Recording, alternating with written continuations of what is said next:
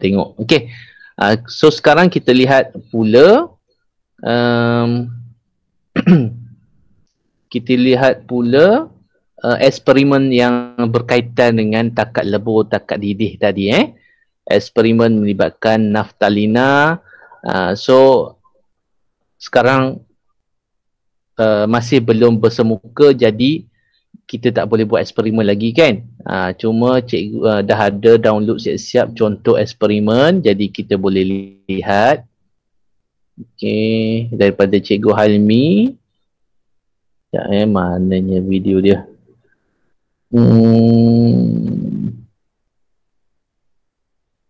Naftalina. Saya nak cari ni lah hilang. Okey, jangan cikgu stop sharing. Okey, sementara tu ada apa-apa soalan? Takkan tak ada langsung.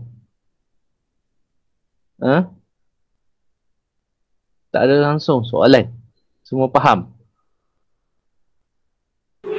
Faham cikgu, faham. Faham. Okey, kalau faham nanti ada modul tu boleh jawab. Okey, kena usahakanlah ambil cepat-cepat Sekejap cikgu tengah cari video naftalina tu, harap-harap jumpa. Eksperimen naftalina. Okey. Tak tahu hilang ke mana naftalina. Okey, yang ada buku teks, boleh buka buku teks. Awak tengok dulu eksperimen yang menentukan takat lebur dan takat beku naftalina. Okey. Muka surat apa? Ada yang rujuk buku teks sekarang? Dekat cikgu tak ada buku. 26 yang menentukan takat lebur dan takat beku naftalina tu. Betul lah. Okey, okey dah jumpa videonya. Okey, alhamdulillah. Dah jumpa sekejap Bila melihat kepada ada struktur atom ni. Bila melihat kepada video lebih mudah awak ingat. Tak tahulah aku ada yang tak suka tengok video. Okey, sekejap. Cikgu share. Kalau tak ada sound bagi tahu tag. Okay. Ini yang sepatutnya setiap tahun kita buat. Okey, nampak sekarang Okey, dah keluar. Kalau sound tak clear ke, loading ke, kena hadap sajalah video. Okey. Cikgu terpaksa mute kan. Okey, so ini Cikgu Halmi yang membuat video ini. Okay. So, apa yang perlu dibuat? Sebelum tu, siapa yang pernah dengar perkataan naftalina? Saya. Kat mana? Buku teks? Ataupun pernah jumpa mana-mana? Kat mana? Sebelum ni mesti dah jumpa kot sains menengah rendah. Apa itu naftalina? Ubat gegat. Alhamdulillah ada juga yang tahu. Ubat gegat tu apa? Ubat lipas. Ubat lipas. Diberi ketika lipas sakit. Digunakan untuk menghalau lipas kan. Okey. So ubat gegat tu salah satu contoh proses apa? Daripada bulat besar jadi bulat kecil. Tapi tak ada air pun. Proses apa tu? Daripada pejal dia terus hilang. Tak tahu ke mana. Proses apa? Pemejawapan. Daripada pemejal jadi wap. Itulah contoh yang terdekat. Ubat lipas, cikgu percaya dalam 26 orang pelajar yang ambil kimia ni, mungkin ada yang belum kenal ubat lipas. Betul tak? Ataupun dia tak tahu nama apa tu. Okey. Jadi cikgu tunjukkan. Kita tengok eksperimen terus lah. Awak google lah ubat lipas tu, ubat gegat. Bagi siapa yang tak tahu. Okey, jadi ini adalah eksperimennya. Okey, cikgu fokus pada sini ya. Okey, ini adalah antara peralatan radar sambahan yang perlu digunakan. Okey, penurun Bunsen. Ini namanya kelalang volumetric, beaker, tabung uji, termometer, spatula, pemetik api. Jamrandik, ini adalah naftalina. Okey. Okey, so akan melibatkan pembakaran, jadi kita perlukan kaki retort dengan tungku kaki 3 kat situ. Okey. Jadi semua dah tahu, dah kenal peralatan ini sepatutnya.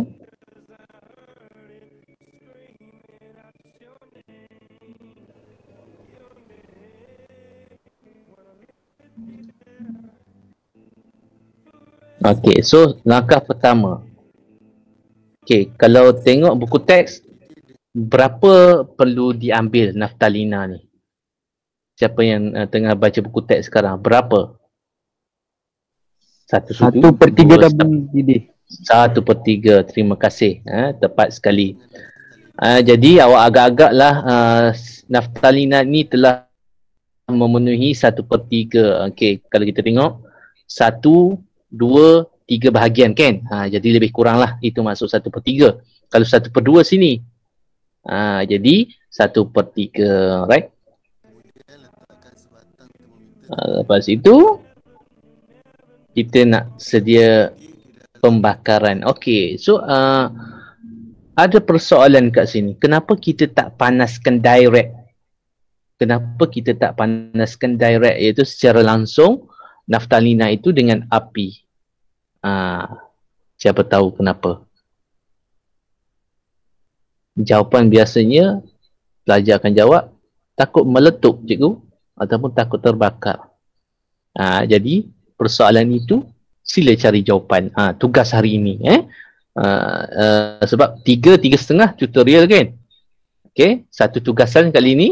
Cikgu buat kat chat ni. Okey. Kenapa naftalina, tengok kat chat tak dibakar secara terus? Itu soalan yang pertama.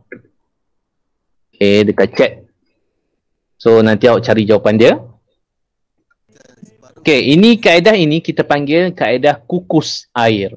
Kaedah kukus air. Water bath. Kukus air. Jadi kita panaskan. Dan ada termometer ni untuk melihat takat melihat suhu lah. Sambil dikacau perlahan-lahan.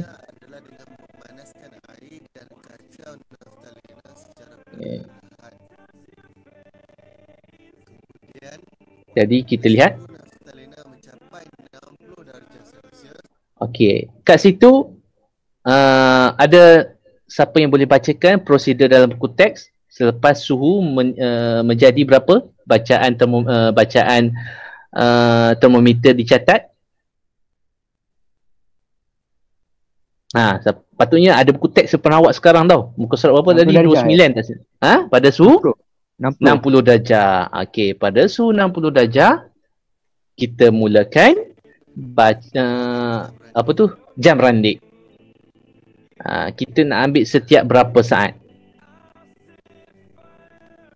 Setiap 30 saat. 30 saat kita ambil bacaan suhu. Okey. Lepas tu 30 saat lagi kita catat. Setiap 30 saat. Setiap 30 saat. Awak tengok table kat sini. Suhu, masa kat sini setengah minit kan. Setengah minit ni adalah 30 saat lah. Setiap 30 saat selepas suhu naftalina tadi dah capai 60, kita ambil setiap 30 saat. Right. So kita tengok perubahan suhu dia jadi berapa. Nampak dia dah mula melebur kan? Dah mula melebur sepenuhnya. Tapi kita hanya berhenti apabila suhu mencapai berapa? 90. Berapa?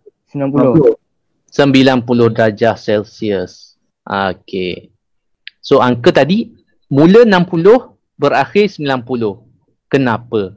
Jadi kita jawab soalan tu Okey, seterusnya bila dah melebur, kita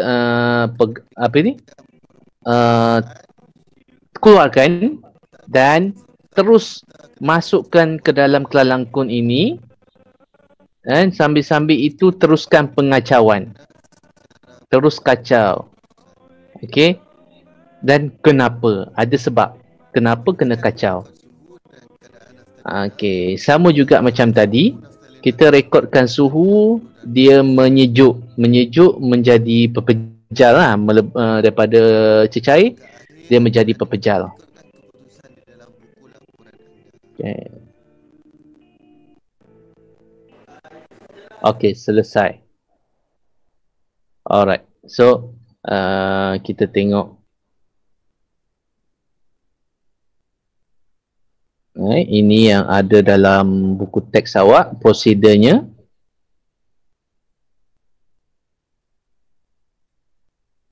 Okay, muka surat apa tadi, abang? 29 eh? 26 dengan 27. Oh, 26. Okay, ini dia eksperimen tadi. Kita ulang balik. Tadi awak dah tengok video kan? Bila awak dah tengok video, seolah-olah macam kita tengah buat lah. Sebab nak buat tak boleh.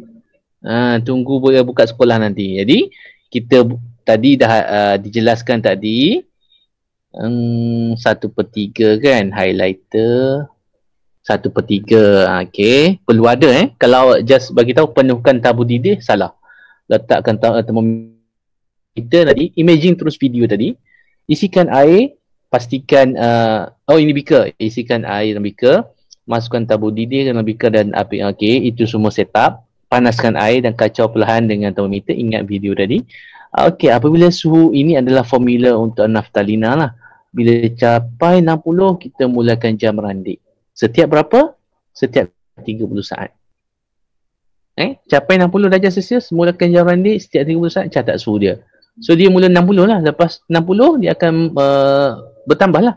62, 63, 65, 70 sehinggalah suhu mencapai 90, kita stop.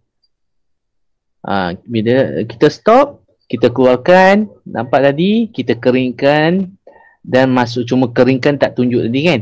Dan masukkan ke dalam kelalangkung macam ni. Ini dia. Okay. Kacau, ini ada step yang sangat penting. Kenapa perlu kacau walaupun dia tengah sejuk? Okey, itu soalan yang seterusnya lah. Okey, catat suhu dan keadaan jirim, keadaan jirim pada step 30 saat lah. Kita mula dengan keadaan jirim apa tadi? Naftalina. Pepejal. Pepejal Lepas tu, bila dah melebur jadi cecair. Adakah dia menjadi gas? Ada tak dia jadi gas?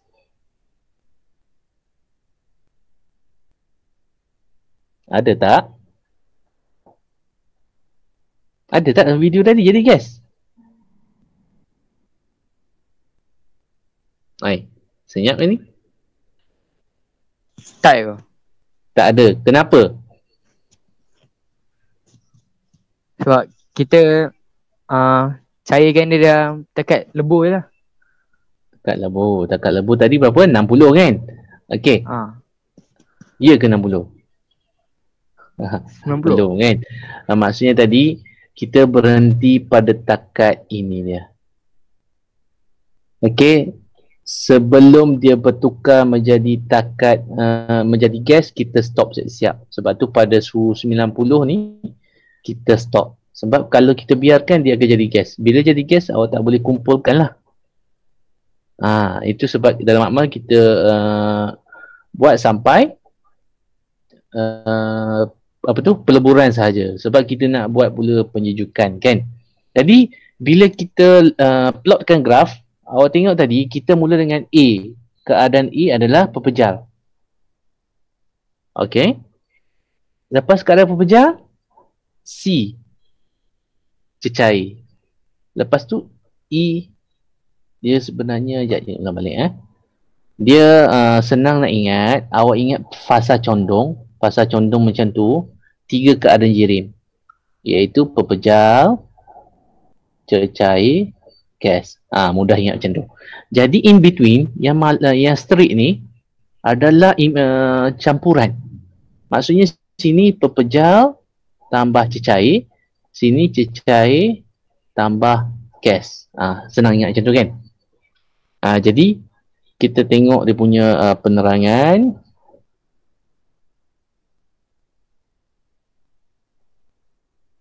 Okey, pada AB, so mana AB kat sini lah, pada garis condong ni, masih lagi keadaan pepejal. Tetapi tenaga kinetik meningkat. Sebab apa meningkat? Sebab kita panaskan. Jadi dapat tenaga kinetik lah. Tenaga kinetik ni bergerak. Okey. So pada keadaan BC, pepejal dan cecair. Alright. Jadi sini soalan yang popular. Kenapa sini malar?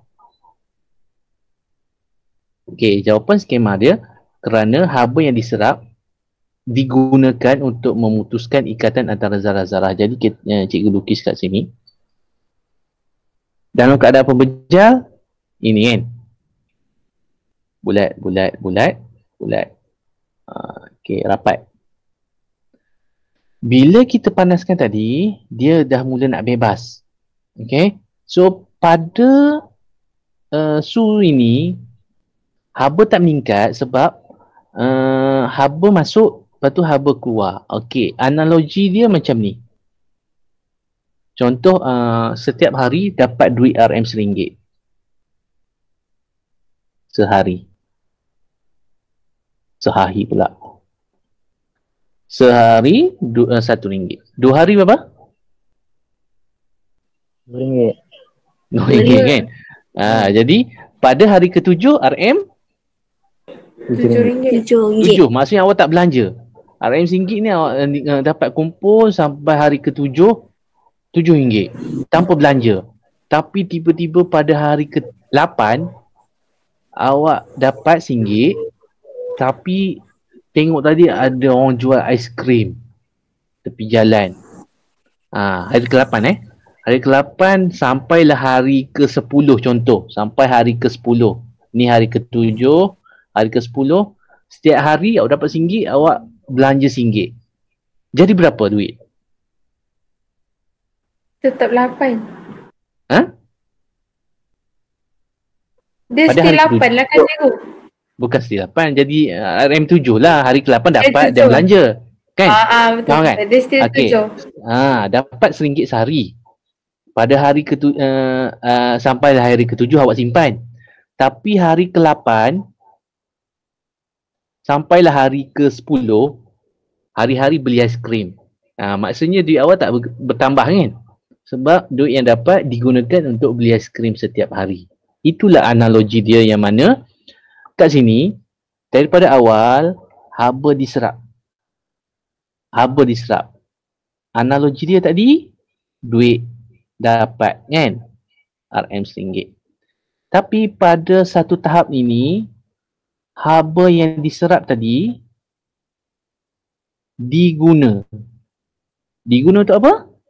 Untuk memutuskan ikatan antara zarah-zarah dalam keadaan apa sebelum tu? Pepejal. Sebab tu cikgu tanya tadi, cikgu ingatkan tadi, dalam keadaan rapat nak jadi jauh dia perlu tenaga kan? Haba diserap lah. Jadi kenapa malar kat situ? Haba diserap, haba yang dikumpulkan dalam proses serapan haba tadi digunakan. Okay, kalau orang rasa confused, ingat duit RM1. RM1, hari ke-8 belanja, sampai hari ke-10 belanja, maka duit tak bertambah. Dia jadi malar dipanggil. Okey, boleh faham kat situ? Dengan penggunaan analogi tadi, harap fahamlah. Okey, so sebab itu soalan yang famous dia tanya yang malar. Kenapa malar? Okey, seterusnya pada hari ke-10, hari ke-11, dah boring lah makan aiskrim tu. Kumpul balik dah duit RM1. Kumpul lagi. Jadi pada hari ke-11 lah, sampai hari ke-15 RM1. Pada hari ke-15 ada RM15. Bertambah kan? RM15. Hari ke-16. Hari ke-16 ada orang jual kacang pula kat tepi rumah kan. Dia belanja RM1 untuk kacang pula. Bertambah tak duit? Tak bertambah. Maksudnya hari ke-16 kekal RM15 kerana RM1 yang dapat tu awak belanjakan untuk beli kacang sampai hari ke-18. Awak belanja RM1. Maka tak berubah duit awak kan.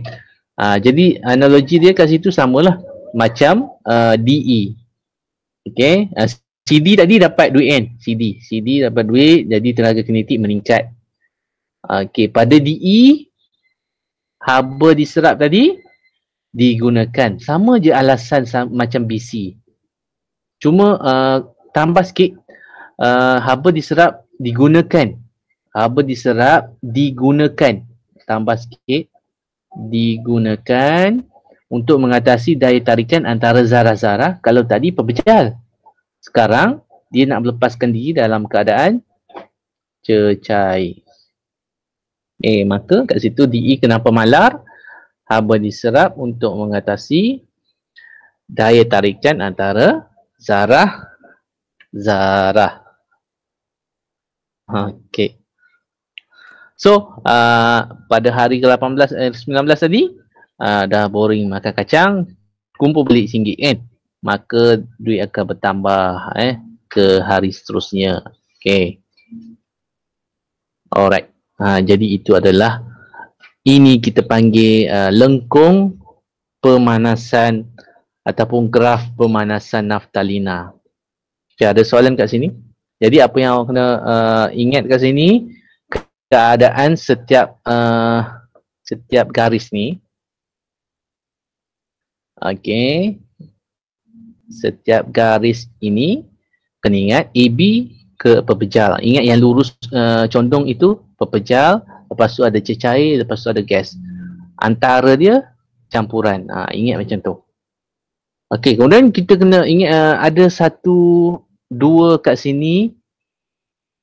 Ini dipanggil takat. Okey, so sekarang suhu ni, pada suhu ini, BC ini, apa perubahan berlaku? Okey, kita tengok balik tadi. Apa dia? Mana satu? Takat lebur ke takat beku?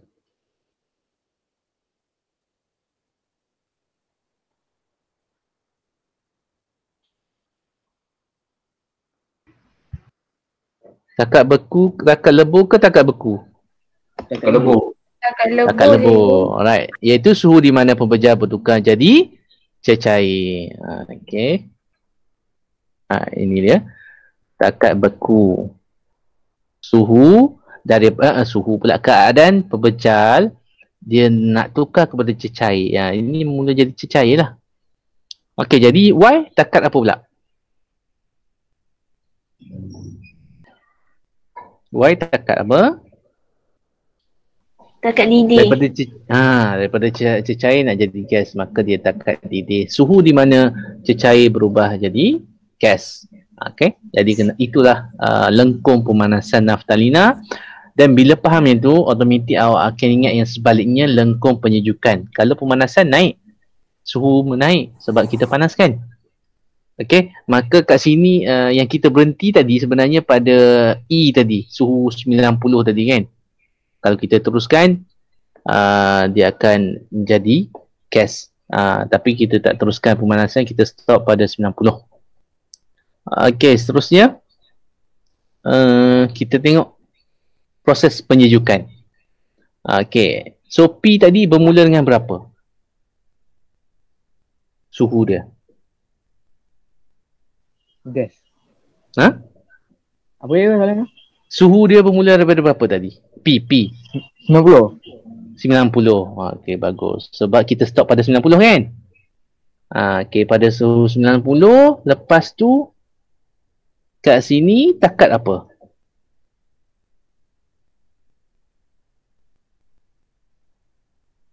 Y. Daripada gas nak jadi cecair, takat apa? Takat didih. Takat didih juga. Tak berubah, takat didih. Takat didih tak berubah Okey. So kat sini dia mula nak membeku. Nak membeku dipanggil takat beku. Takat beku, takat lebur. Okey, takat lebur sama dengan takat beku Okey, dia mula menjadi pepejal Jadi benda yang sama macam lengkung pemanasan tadi. Jadi kita tengok PQ dalam keadaan gas. suhu menurun kan.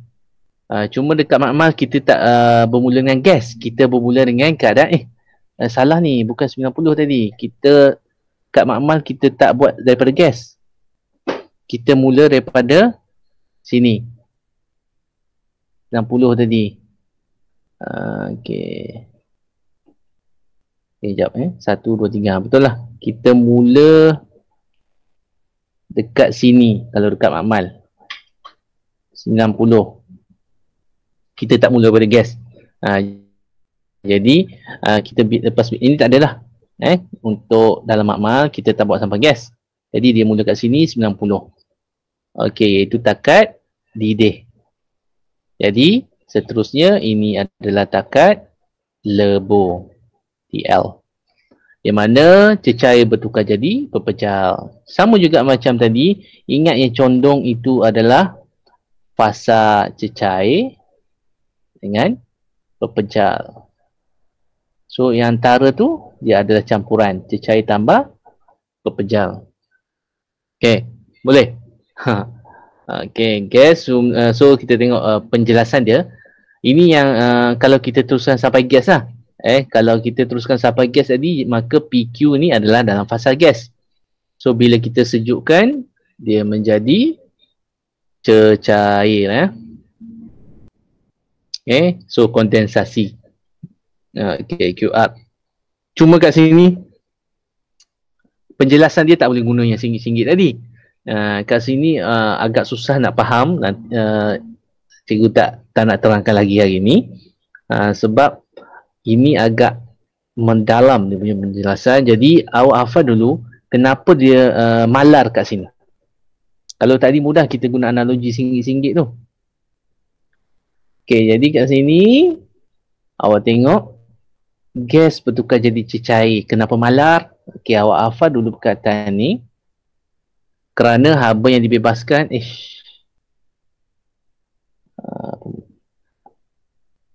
haba yang dibebaskan sama dengan haba yang terbebas apabila zarah-zarah tu menarik antara satu sama lain membentuk pepejal.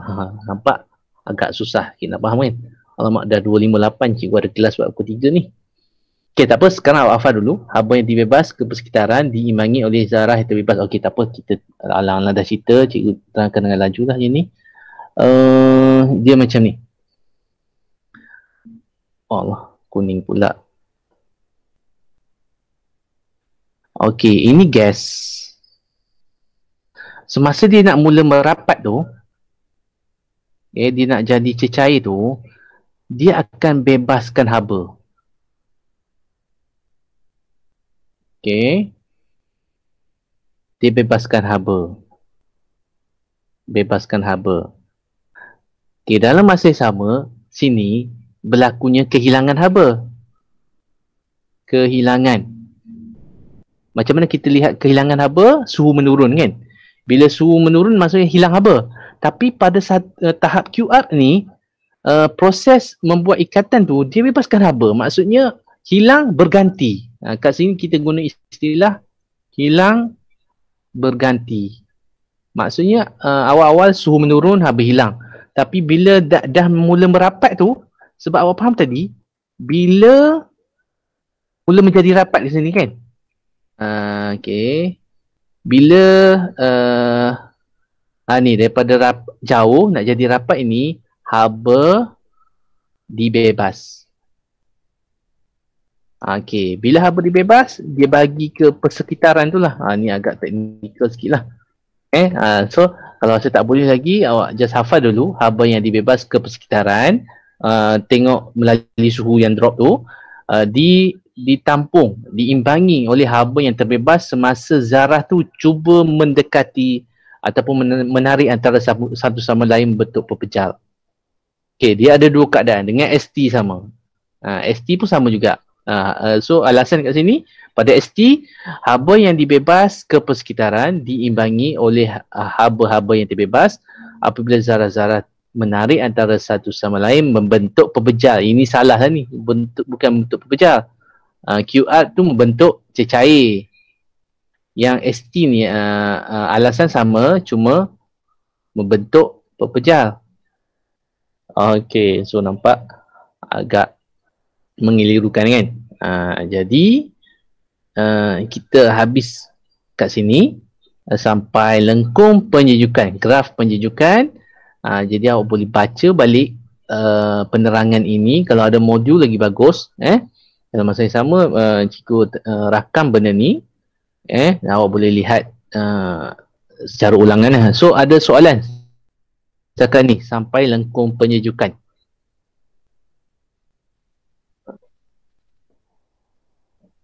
Okay, yang ada modul tu boleh terus jawab. Cikgu pun tak ada lagi modul tu. Cikgu buat balik. Muka surat berapa yang berkaitan dengan ni? Nanti tolong bagi tahu. Tapi ramai yang tak ada lagi kan? Okay, tak apa. Jadi yang dah ada, awak tengoklah bab yang kita belajar hari ni, terus buat. Semasa pukul 3 sampai 3.30. Sekarang lah. Okay, cikgu ada kelas sekarang. 3 sampai 4 pula. Kelas sains. Okay, ada apa-apa soalan? Tak ada cikgu. Tak ada. Okay. Jadi yang ada modul terus jawab. Berapa ramai ni? Ada modul, cuba jawab dekat chat. Berapa ramai je nak tengok. Dah ambil. Jawab je saya. Stop sharing. Berapa ramai? 1, 2, 3. Oh, ada yang jawab kat situ. Pemanasan naftalina secara terus dari sumber api akan menghasilkan wap beracun dan mudah terbakar. Kurang tepat. Okey, rupanya dah ramai yang dah ambil. Lebih 5 orang. Okey, so pastikan ambil yang BM saja yang cikgu tulis non-DLP. Bukan DLP lah. Patut cikgu tulis bahasa Melayu, takut abang ataupun parent awak tak perasan. Okey, yang dah ada terus menjawab latihan berkaitan hari ini. Okey, kalau tak ada apa-apa soalan, cikgu kena tamatkan kelas ini sebab nak ready dengan kelas lain yang berlangsung sekarang juga.